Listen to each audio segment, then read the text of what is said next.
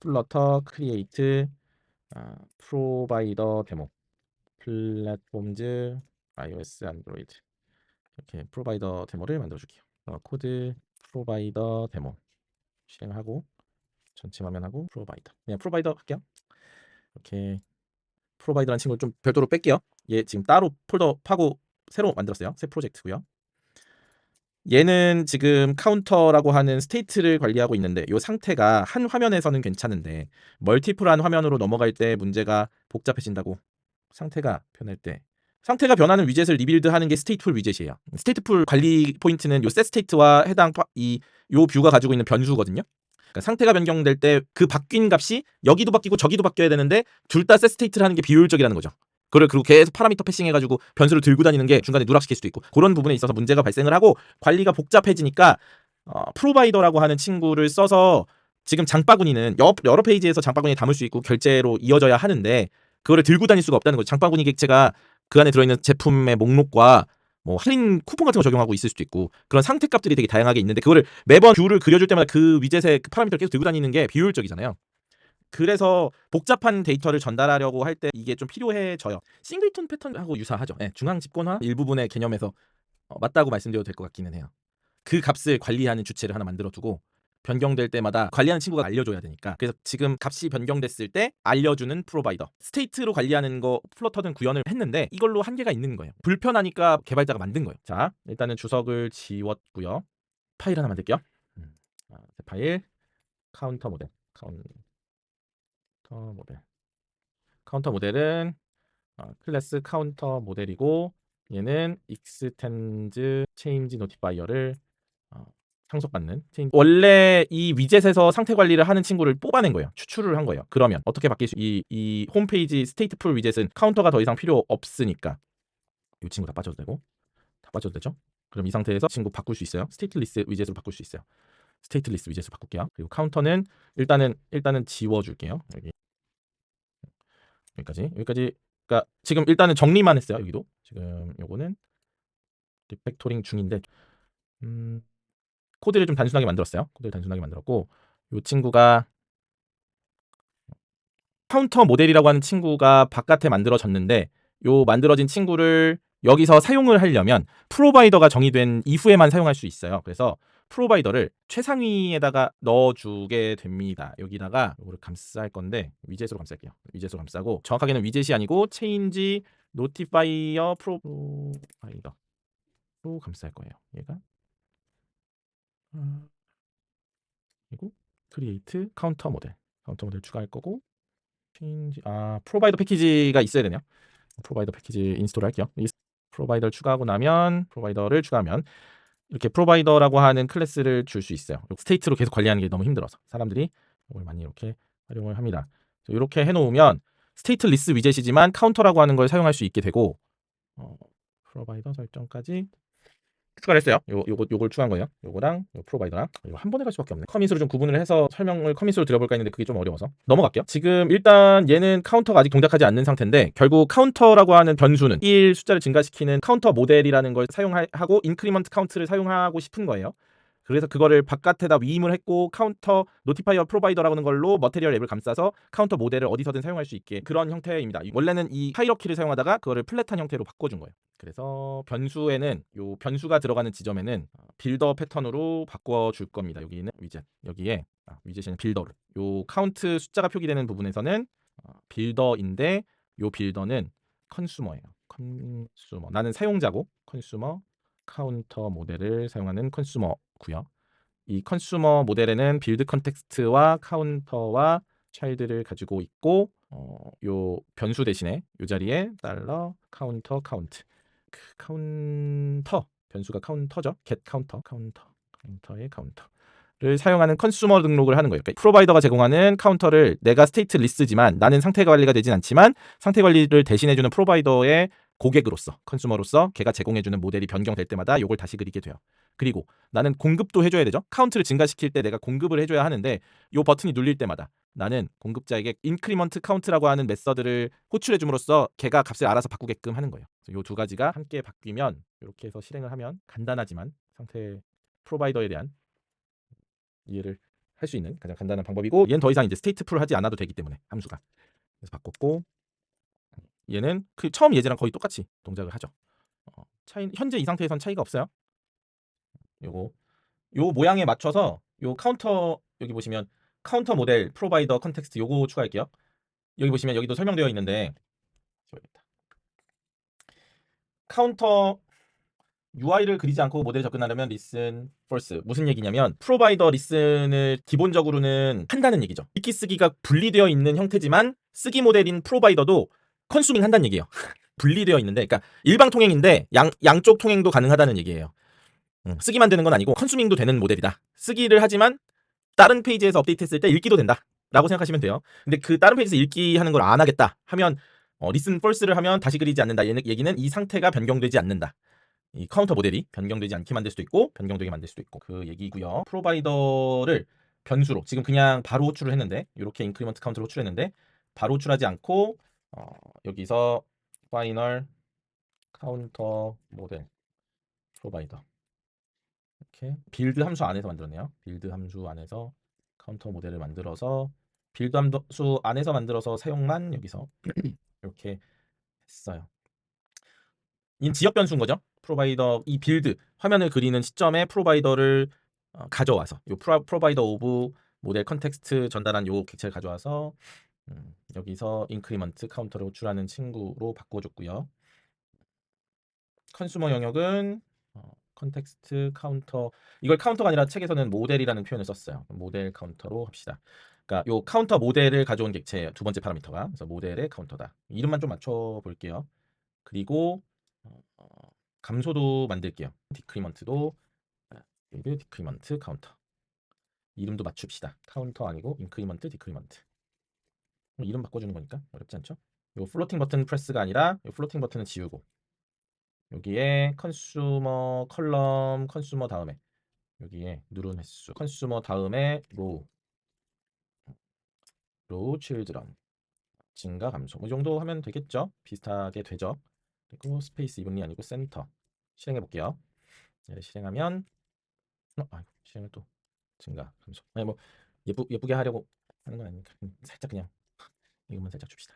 이 정도면은 우리 아까 설명드렸던 거랑 모양은 유사하게 바꿨어요. 요 뒤에 얘기를 설명드리려고 요거 모양 맞추고 있는 거고, 어제 실습한 거 복습 차원에서 한번. 프로바이더 차이는 없어요. 사실 규칙일 뿐 프로바이더에 직접 접근해서 선택값 가져오는 게 리슨이 true라면 프로바이더도 하나의 컨슈머로서 등록되는 거라서 교통 상황이라고 생각해 봅시다. 예시를 그렇게 들어볼게요. 교차로, 결국 상태를 처리하는 건 교차로에 있는 차들을 통제해서 교통체증이 생기지 않도록 만드는 건데, 컨슈머는 일방 통행 도로예요. 그냥 걔는 그냥 쭉쭉 빼주는 거예요. 차를 한쪽으로 그냥 쭉 빼는 역할을 해주는 거고, 프로바이더는 신호 대기를 시키고 순서대로 빠져나가게끔 앞에서 통제를 해줘야 되는 건데, 프로바이더는 사실 양방향 통행이 가능한 거고 컨슈머는 일방 통행만 가능한 거고, 약간 이런 느낌이라고 생각해 주시면 좋을 것 같아요. 가능하면 사용할 때는 컨슈머를 쓰고 작성할 때는 프로바이더를 쓰고 이렇게 접근한다고 생각해 주세요. 일단 프로바이더를 여러분들이 완벽하게 익힌다는 전제하에, 그 다음에는 이제 실무로 가면 리버팟까지 가요. 리버팟을 쓴다는 얘기를 최근에 들은 적이 있어서 이걸 바로 설명드리기에는, 일단 기본 개념은 프로바이더예요. 프로바이더 컨슈머 개념에서 출발해서 결국 변수를 활용하는 데 있어서, 관리하는 데 있어서 이제 비즈니스 로직 컴포넌트라는 친구예요. 얘는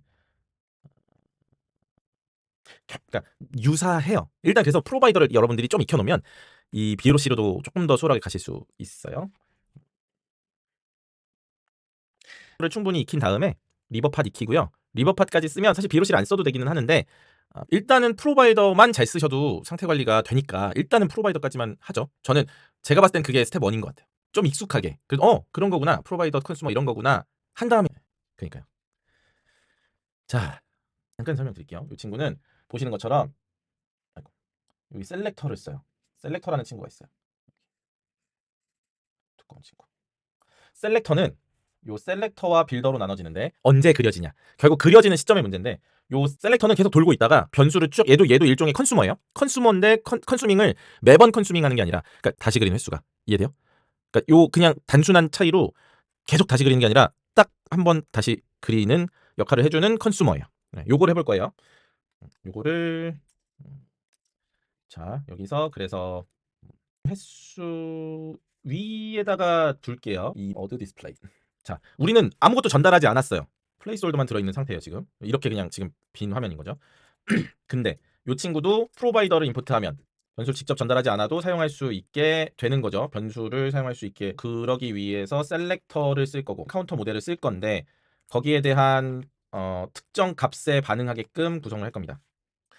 그래서 카운터 모델 안에 카운트가 짝수이면 지금 카운터 모델을 임포트해야 되죠. 카운터 모델 임포트하면 카운터 변수가 짝수면 인 얘기죠.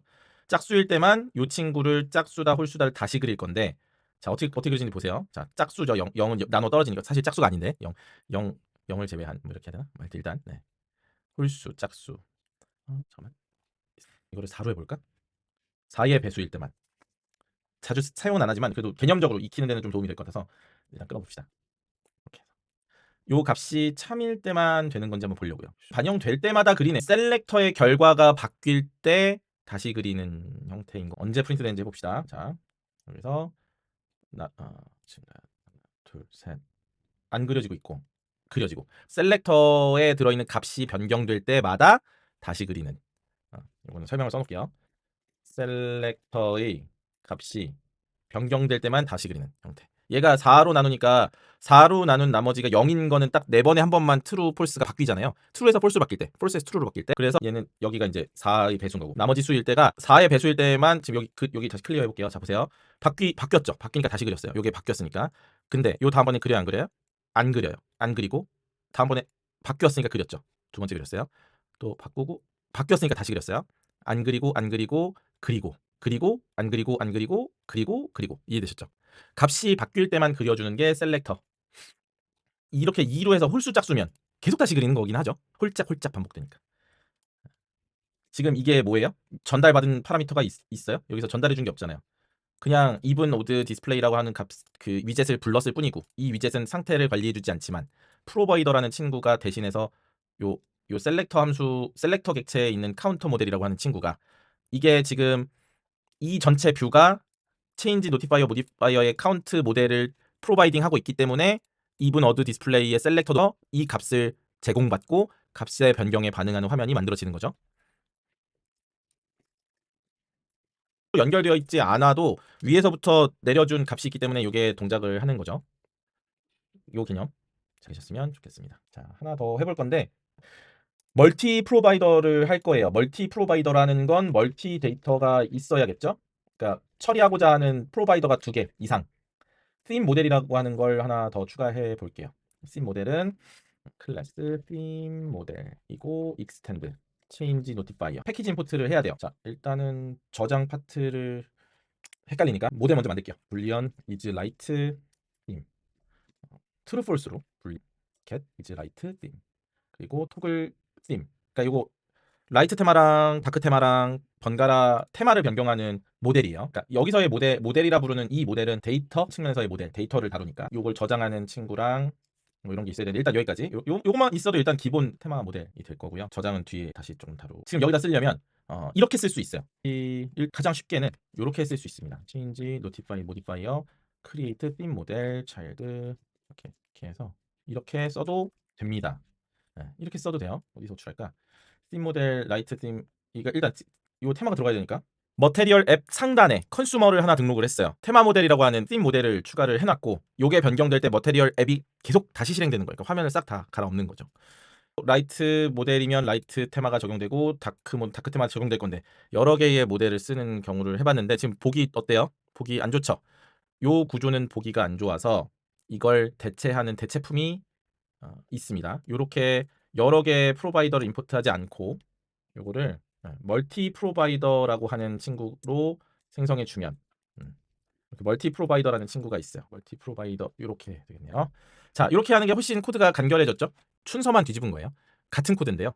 체인지 노티파이 모디파이어에 여러 개를 하면 이게 한 번 쓸 때마다 들여쓰기 되니까 깊숙이까지 들어가는데 그거 방지하려고 만들어 놓은 멀티 프로바이더라는 객체가 있습니다. 얘는 프로바이더 여러 개를 동시에 사용하는 경우에 쓰려고 만들어 놓은 거예요. 이렇게 배열로 쓰면 이게 잘 동작합니다. 이렇게 보시는 것처럼 여러 개의 데이터 모델에 대한 프로바이더를 제공하고 컨슈머는 각각 필요한 곳에서 사용만 하면 되죠. 여기서 프로바이더를 써서 토글을 시켰어요. 얘를 따로 변수로 저장해서 사용을 해도 되고 카운터 모델도 변수로 썼으니까 얘도 똑같은 위치에서 변수로 사용을 하겠습니다. 카운터 모델 여기서 썼으니까 얘는 빔 모델인 거죠. 파이널 빔 모델은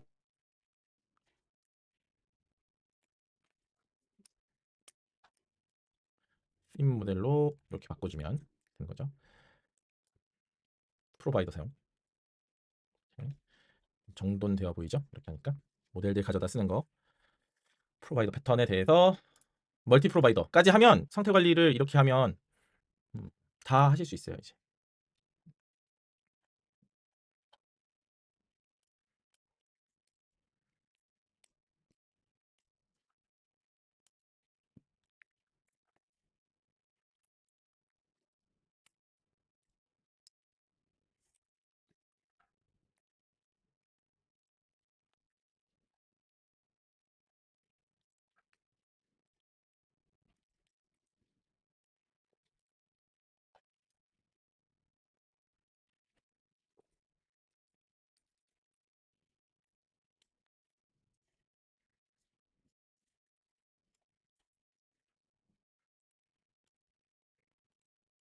자, 그러니까 설명은 충분히 된 것 같고요. 요 지금 하고 있는 이 프로바이더 패턴이 결국 UI 킷으로 넘어갔을 때도 뷰 모델을 쓰거나 상태 관리라는 거를 분리하려고 하면 그때 다시 또 요 개념에 대해서 아마 그러니까 이렇게 돌아가면서 서로에게 주는 이점이 있을 거예요. 스위프트 UI에서 인벨롭먼트 오브젝트 모디파이어를 사용했던 경험이 이 이해를 도와주는 거고 또 이 프로바이더 컨슈머를 학습했던 내용을 가지고 도움이 될 겁니다. 이전까지는 스테이트풀 위젯, 스테이트리스 위젯, 변수 쓰고 셋 스테이트 쓰고 여기까지는 그냥 ABC 같은 거죠.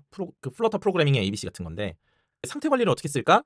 누군가는 프로바이더를 쓰고 누구는 리버팟을 쓰고 누구는 게덱스를 쓰고 누구는 BLOC를 쓰고 그러니까 그런 여러 개의 선택 옵션이 생겨나고 장단이 있는 거예요.